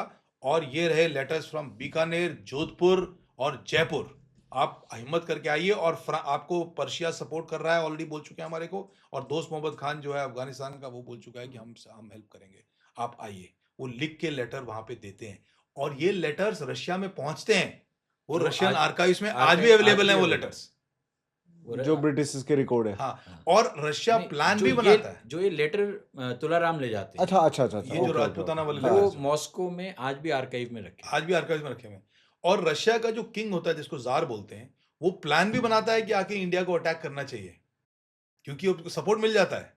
लेकिन अनफॉर्चुनेटली उसका असैसिनेशन हो जाता है, और उसका बेटा टेक ओवर कर लेता है, और उसको इस चीज में इंटरेस्ट नहीं होता। यहाँ तक भी बोलते हैं वो लोग कि वो प्रो ब्रिटिश था, और असैसिनेशन में भी अंग्रेजों का हाथ था। ये काबुल मिशन वाला पार्ट है पर्शियन, ओके जहाँ पे वो रशिया को इंटरेक्शन में आता है। ऐसे में ओके क्या है ना, रशिया जहाँ पे खत्म होता है, कैस्पियन सी आती है ना, जहाँ कैस्पियन सी खत्म होती है उसके नीचे ही ईरान है, उसके नीचे ही पर्शिया है। तो उनको ओनली एक सीक से क्रॉस करना है। तो जो कोना है पर्शिया का ऊपर वाला, वो कैस्पियन सी से कनेक्टेड है रशिया से। तो एकदम जहाँ पे रशिया बॉर्डर हो गया एक तरह से। रशिया का बॉर्डर है, तो ओनली एक समुंदर है बीच में। अब वो क्या है, उसके जो पहला शहर है वो रस्त है, वहीं पे रशियन कॉन्सुलेट है, और वो कॉन्सुलेट 1860 में भी थी और आज भी है, वहीं की ओके वहीं। और अब आप ये सोचो, एक अहिरवाल का राजा, क्या दिमाग रहा होगा कि वो वहां तक पहुंच गया, वो भी पर्जिया और ईरान में। और भैया जो अभी जो बता रहे थे ना, जब वो युद्ध लड़ते हैं ना, अब ये उसको मार देते हैं, अंग्रेजों का जो लीड कर रहा था कर्नल। तो हमने ये लगा कि यार हमने करीब 40 प्लस ब्रिटिश ऑफिसर्स उस लड़ाई में लड़े, जिसमें से तो कुछ बाद में चीफ ऑफ आर्मी तक भी बने, क्योंकि हमने उन सबकी डिटेल निकाली, उनकी भी रिसर्च करी, ये कौन कौन थे जो लड़े। कुछ तो वहीं मर गए, कुछ चले गए। तो भैया और हमने निकाला कि हम ढूंढते ढूंढते हम कर्नल जिराड की ग्रेट ग्रेट ग्रैंड डॉटर तक मिले, और हम उनसे मिल के आए, तो वही हैरान कि आप हम तक पहुंचे कैसे रिसर्च में। वाह। तो उनकी ग्रेट ग्रैंड डॉटर अभी फ्लोरिडा में रहती हैं, 83 इयर्स ओल्ड उनकी, इसमें उनकी फोटोग्राफ भी है, okay, right? But रामतुला Rao ji के परिवार तो आज भी है ना? आज भी है। उनसे आपके मेंबर ऑफ उनसे पार्लियामेंट पार्लियामेंट, ग्रेट हाँ ग्रेट ग्रैंडसन हाँ, राव इंद्रजीत सिंह जी जी उनके जी, डायरेक्ट डिसेंडेंट है। हाँ, वो तो 6 टर्म से यहाँ पे एमएलए हैं, एमपी हैं। हाँ, तो अब होता क्या है, मैं उनसे मिलने फ्लोरिडा चला गया, हम्म, मैं मिला, उन्होंने बहुत ध्यान दिया, मतलब बहुत आउट ऑफ द वे उन्होंने ध्यान रखा एंड सब कुछ किया। मैंने उनसे कहा जी हम एक किताब लिख रहे हैं, तो उन्होंने कहा यार मेरे पास, अच्छा क्योंकि गोरे ना डॉक्यूमेंट्स बड़ा अच्छा रखते हैं, तो उस लेडी के पास कर्नल जिराड का बर्थ सर्टिफिकेट, अच्छा, ओरिजिनल फोटो, ओके ये वो लेडी है, ओके, राइट, मधुर साथ में है। उस लेडी के पास उनका बर्थ सर्टिफिकेट, ज्वाइनिंग लेटर फौज का, सब कुछ था, हमें कुछ करने की जरूरत नहीं पड़ी, मतलब उनकी डिटेल हमें आराम से मिल गई, और ये उन्होंने दिया कर्नल जेरार्ड का फोटो जो हमें कहीं नहीं मिला। जो ऑनलाइन कहीं भी नहीं है, ये उनके पर्सनल फैमिली आर्काइव से दिया। This was the officer who was killed, who was leading the British. और उनसे नीचे जो ऑफिसर है, he won the Victoria Cross in that battle. या दिस इनकी फैमिली से भी हमने कांटेक्ट किया, बट जिनसे कांटेक्ट किया he was in the hospital, so he couldn't help us. तो अब होता क्या है, वो मिल गए, तो फिर वो लेडी ने हमें एक रिक्वेस्ट करी, उन्होंने कहा जी आप वापस जाओ ना, तो हमें उनकी ग्रेव की एक फ़ोटोग्राफ देना, हमारे पास ग्रेव की फ़ोटोग्राफ नहीं। तो हमने कहा जी ठीक है, हम इंडिया आए, हम नारनौल गए, नसीबपुर में उनकी ग्रेव है, और सरकार ने बड़ी अच्छी तरह से मेंटेन कर रखी है, लोकल्स बड़ा ध्यान रखते हैं। हमने फ़ोटोग्राफ खींची, हमने उनको फ़ोटोग्राफ वापस भेजी, उस लेडी ने हमें लिख के भेजा, एंड बाकायदा वो व्हाट्सअप मैसेज आज भी मेरे पास है, कि मैं बहुत धन्यवाद करती हूँ, इंग्लिश में लिखा था, मैं बहुत धन्यवाद करती हूँ आसपास के गांव का और अहिरवाल का, कि 168 ईयर्स के बाद भी एक एनिमी सोल्जर की ग्रेव आपने मेंटेन कर रखी है। छोटी बात नहीं है, मतलब कोई अगर दिमाग लगाए तो। और हमने उनको वापस लिखा कि साहब ये अहिरवाल है, यहाँ ना सोल्जर को पूजा जाता। और एनिमी था जब वो जिंदा था, जब एक बार वो मर गया, शहीद हो गया, तो उसके बाद he is a soldier, and there is a tradition of honouring the sacrifice of a soldier irrespective of the side you are from, which is why गांव वालों ने आज भी उसको मेंटेन करके रखा हुआ। ये अपने आप में कितनी बड़ी कहानी है और कितनी प्रेरणा वाली कहानी है। और ना देखो, जो फौज हमसे लड़ने आई वहां पे, अगर उन सारी रेजिमेंट्स की आप हिस्ट्री पढ़ोगे ना, they fought the Sikh war, they fought the Afghan war, वो सब बैटल हार्डन सोल्जर्स थे, एकदम सॉलिड सोल्जर्स थे। वो 2 सिख वॉर लड़ चुके हैं, वो अफगान वॉर लड़ चुके हैं, वो सब लड़के आ चुके थे। और ये सामने हम हैं जो लड़ रहे हैं, जो अभी 4 महीने से ही फौज में आए हैं, लेकिन जज्बा है लड़ने का। तो उस जमाने में जिराड की हमने हिस्ट्री पढ़ी, तो उसने तो 8-10 मेडल जीते हुए थे पहले वॉर में, वो बड़ा डेकोरेटेड ऑफिसर था, बहुत हार्डकोर। अच्छा, दुर्भाग्य क्या था कि 1857 में ना, अगर आप मर जाओगे तो आपको मेडल नहीं मिलेगा। ऐसा क्यों था? उस जमाने में ना डेथ के बाद मेडल नहीं दिए जाते थे, एक रूल था उस जमाने में, इसलिए तो जिराड को कोई मेडल नहीं मिला। इसलिए जिराड को नसीबपुर की लड़ाई, जिसको हम बैटल ऑफ नारनौल बोल रहे हैं, उसमें कोई मेडल नहीं दिया गया। जबकि उसको अफसर ने बोला, वो एक रेड ट्यूनिक पे सफ़ेद घोड़े पे खड़ा है, उसको अफसर ने बोला कि सर वो शूट कर रहे हैं आपको। उसने कहा कोई परवाह नहीं, पहले मैं फौज का ध्यान देना है। तो उसको पता है गोली चल रही है मुझ पे, लेकिन वो फिर भी खड़ा हुआ है, इतनी ब्रेवरी थी, और वो मर गया और उसको कोई मेडल नहीं मिला। तो वो भी, उसका भी दुर्भाग्य था। ये रूल बाद में बदला गया, 1857 के बाद में ये रूल बदला गया, उस टाइम में रूल नहीं था। फिर जब हमने उसकी ग्रेट ग्रैंड डॉटर से हम मिले ना, उसने आउट ऑफ द वे हमारी मदद की, जो भी हमें डॉक्यूमेंट चाहिए, जो उनके पास हो सकता था, एंड शी वाज इम्प्रेस्ड कि इस पे कोई काम कर रहा है। इंटरेस्टिंग। तो ब्रेवरी जो अहिरवाल में थी ना, वो उस तरफ भी थी, दोनों तरफा थी, दोनों तरफ, और लड़ाई हुई। और हमें मानना पड़ेगा कि ब्रिटिशर्स अकेले नहीं आए, उनके साथ पटियाला रेजिमेंट थी, तिवाना फोर्स थी, ये लोग जो प्रो अंग्रेज थे, प्रो अंग्रेज जो फौज से थी, क्योंकि अकेले ब्रिटिशर्स तो कैसे जीतते हैं हमसे। तो बहुत लोगों ने मदद करी, और इसीलिए वो लड़ाई हारे हम। तो हमने अपनी किताब में तो उन सब की डिटेल दे रखी है, कितने कितने लोग कहाँ से आए लड़ाई लड़ने, और वो सारे बैटल हार्डन सोल्जर्स थे। उन्होंने पिछले कई सालों से तो लड़ाई लड़ रहे थे ना, वो सिख वॉर तो कुछ साल पहले ही ख़त्म हुई थी। अच्छा, अब होता क्या है कि ये जो एरिया है ये तो जज्बे से लड़ रहे हैं। अगर ये ट्रेंड होके लड़ रहे होते ना तो क्या पता यही पलटी मार देते। हाँ बिल्कुल मार देते हैं। समय कराता है, बट वो जज्बा आज भी हम्म। क्यों लोग तुलाराम जी को जानते हैं, क्योंकि उस टाइम में 90% लोग उनके साथ लड़े थे, इसीलिए आज भी लोग उनको पहचानते हैं। पूरी रिसर्च के मोस्ट शॉकिंग फैक्ट आपको कौन से लगते हैं? लाइक पूरी आपने टोटल इसमें रिसर्च टाइम कितना दिया है? 2.5 साल से ऊपर हो गया मैं। 2.5 साल। जितना भी टाइम फ्रेम आपने अभी इसमें लगाया इस बुक को राइट करने में, कौन से ऐसे कुछ फैक्टर्स हैं, कुछ सीक्रेट्स हैं जो हर एक हिंदुस्तानी को पता होने चाहिए रामतुला राव जी के बारे में? 3 चीज़ें जो मुझे लगता है ना बहुत ज़रूरी है सबको पता होना। हम्म। पहला, जो वो 3 लेटर्स लेके जाते हैं स्टेट से और खुद का लेटर, और वो लेटर रशिया पहुंचता है उस ज़माने में, जबकि वो खुद भी वहाँ नहीं पहुंचे, लेकिन वो लेटर्स उनके ज़ार ऑफ रशिया तक पहुंचते हम्म। हैं। और वो पहला इंटरैक्शन है एक हिंदुस्तानी नेटिव किंग का रशियन एम्पायर से डायरेक्ट। उससे पहले रशियंस आए हैं, ब्रिटिशर्स भी गए हैं, हमारे यहाँ एक संस्कृत स्कॉलर भी ब्रिटिशर्स लेके गए, वो रशियंस लेके गए, बट वो स्टेट बात कर रहे हैं, गवर्नमेंट बात कर रही है। ये पहला एक इंटरेक्शन है रशिया के साथ। एंड क्यों है? क्योंकि वो देश को आज़ाद कराना चाहते थे हम्म। उसके लिए। तो ये अपने आप में वो सारे लेटर्स हमने अपने अपेंडिक्स में डाले हैं और बहुत ज़बरदस्त है अगर कोई पढ़े तो। पहला। दूसरा, इंटेरोगेशन। अब आप सोचो, मैं पकड़ा गया, ये हमें सबको बता दी साहब वो वहाँ पकड़ा गया। अब पकड़े गए तो हम सोचते हैं ठीक है पकड़ा गया है, राजा है, बच गया होगा, राइट। बट जब वो 60 पेज की इंटेरोगेशन पढ़ोगे ना, तब आपको एहसास होगा कि वो कैसे प्रिपेयर करते हैं इंटेरोगेशन के लिए। वो पर्शियन प्रिंस को बोलते हैं कि साहब हम अपनी आइडेंटिटी नहीं छुपाएंगे, हम छुपाएंगे नहीं तो हम बता देंगे तो आप खुद भी ब्रिटिशर्स के अधीन हो, कुछ भी हो सकता है। फिर वो प्लानिंग करते हैं और उस कॉन्फिडेंस, सबके संग क्वेश्चन आंसर होता है, 75 क्वेश्चन आंसर तुलाराम के संग, बाकी 30 दूसरों के साथ, और ओके। उससे भी वो बच के निकल जाते हैं।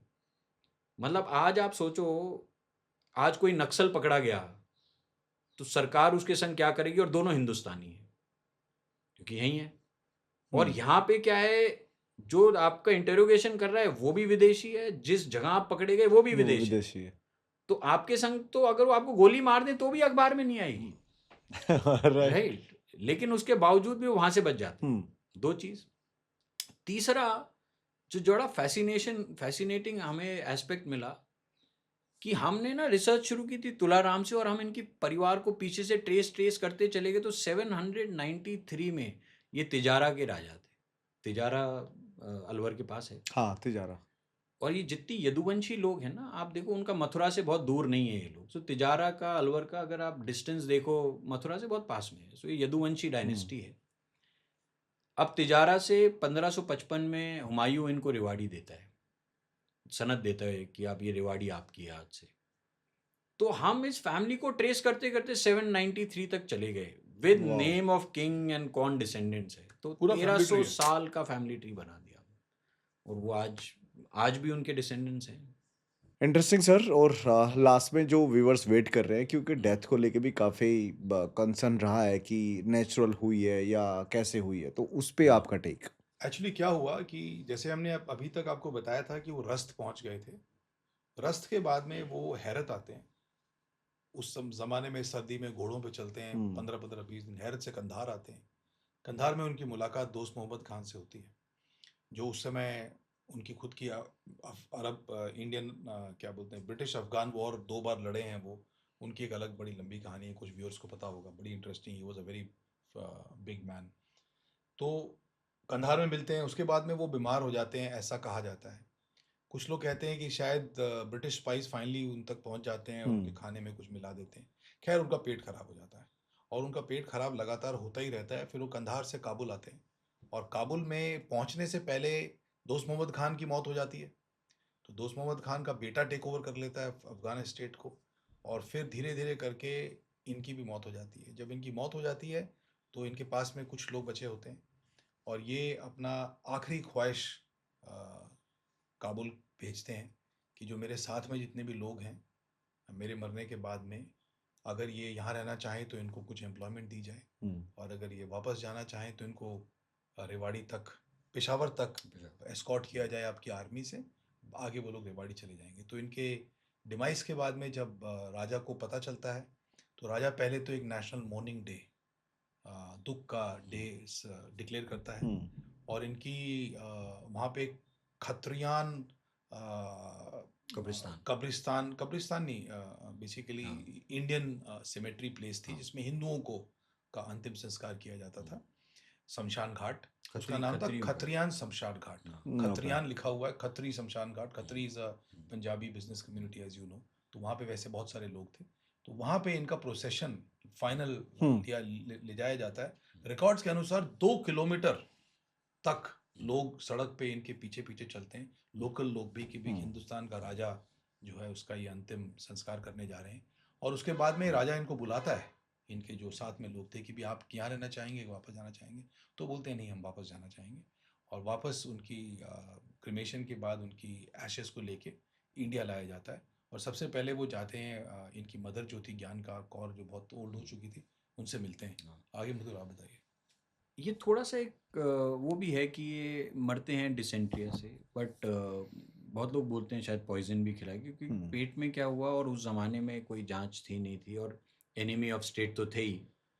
तो ये थोड़ा सा एक क्वेश्चन मार्क है, क्या पता इनको जहर दे दिया गया, ये एक डिसेंट्रिया से मरे। तो वो टॉपिक पे हम भी ज़्यादा जाएंगे नहीं, because it's a question mark, क्योंकि एक 38 साल का आदमी हट्टा कट्टा पुष्ट वो एकदम चला गया डिसेंट्रिया से, तो थोड़ा बट क्वेश्चन उनकी मार्क। डेथ के बारे में कई किसी ब्रिटिश हाँ, उसमें आर्काइव में होता है। तो हाँ अब क्या होता है, जब वो वहाँ मर जाते हैं ना, तो काबुल के किंग 2 रेजिमेंट देते हैं और पूरा उनको सम्मान दे, स्टेट सम्मान मिलता है, एंड ये सब डॉक्यूमेंटेड है। अब काबुल में बिकॉज ब्रिटिशर्स डायरेक्ट इन्वॉल्व नहीं थे, तो कमिश्नर ऑफ पेशावर की रिस्पॉन्सिबिलिटी होती थी सारा काबुल का रिकॉर्डेड डिटेल दिल्ली बेचाने की। तो कमिश्नर ऑफ पेशावर दिल्ली लिखते हैं, दिल्ली डिटेल भेजते हैं, जो नेशनल आर्काइव ऑफ इंडिया में भी रखी हुई है, कि तुलाराम जी की डेथ होती है सितंबर के अंदर काबुल में। और वो बस 2 लाइन का डिटेल लिख के वो यहाँ भेज दिया जाता है। वो आज भी आर्काइव में रखा हुआ है। बट इंटरेस्टिंगली क्या है, अच्छा काबुल में तो अब कुछ आर्काइव कुछ बचा नहीं है, सब कुछ तहस नहस खराब हो चुका है।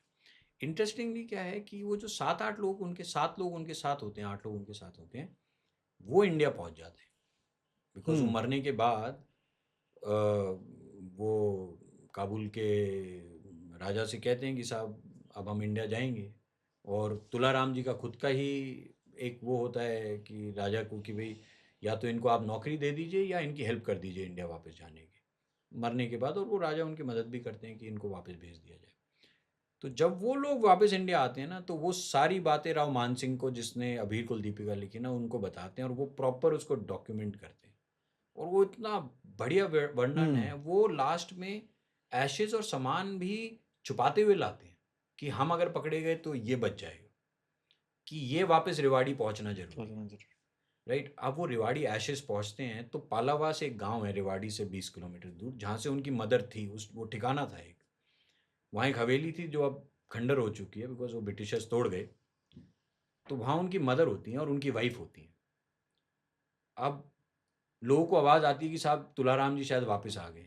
बाद में पता लगता है उनकी तो अस्थियाँ आई हैं। तो उनकी मदर फेंट कर जाती।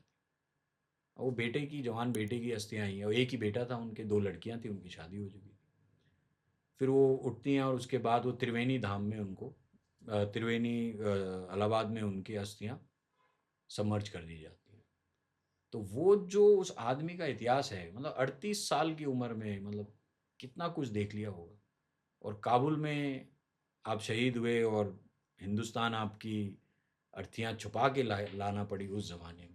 और एक और इंटरेस्टिंग बात यह है कि उनके डिमाइस के बाद में जो बिजनेस कम्युनिटी है काबुल की, हिंदू बिजनेस कम्युनिटी है, वो एक उनके मेमोरी में एक छतरी बनाते हैं।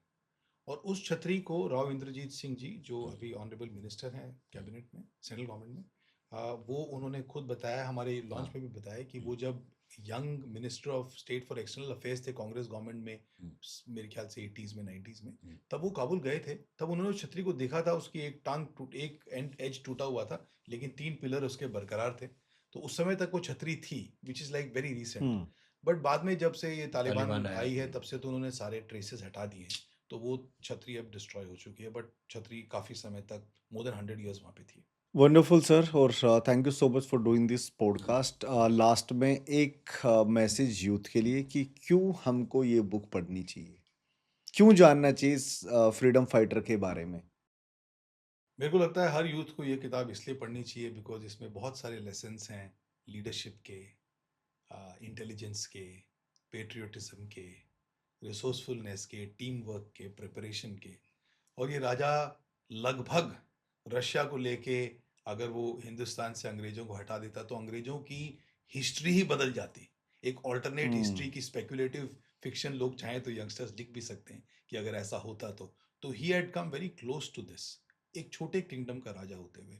तो बहुत ही गहरी कहानी है, मोटिवेट करने वाली कहानी है, और मेरे को लगता है कि हम में कुछ ना कुछ बदलाव इस कहानी को रिसर्च करके लिख के आया है, और वही अगर आप ऑनेस्टी से पढ़ेंगे तो जो भी पढ़ेगा उसमें भी बदलाव आएगा। Done sir, thank you so thank you. Much.